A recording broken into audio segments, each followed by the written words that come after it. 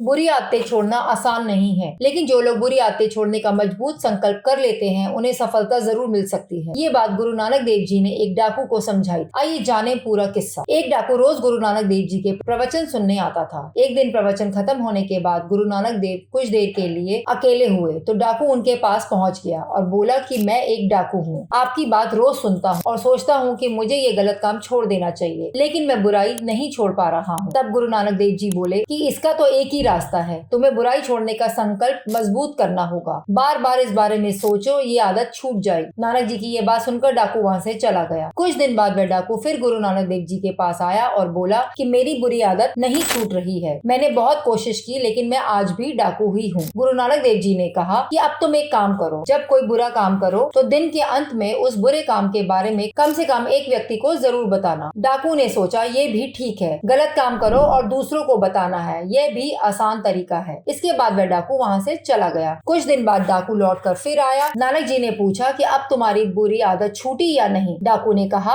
आपने जो तरीका बताया था वह तो बहुत ही मुश्किल था। जब मैंने ये काम शुरू किया तो कुछ दिन बाद मेरा मन मुझसे कहने लगा कि ये क्या कर रहा है। गलत काम का बोझ मेरे मन पर पड़ने लगा। जब ये बोझ बढ़ गया तो मैंने तय कर लिया कि मैं कोई गलत काम नहीं करूंगा, क्योंकि दूसरों को अपने गलत काम के बारे में बताना आसान नहीं है। इसके बाद से मेरी ये आदत छूट गई। नानक देव जी ने कहा कि जब हम किसी काम का मजबूत संकल्प लेते हैं तो उस काम में सफलता जरूर मिलती है। बुरी आदत छोड़ना चाहते हो तो इसके लिए भी मजबूत संकल्प होना चाहिए।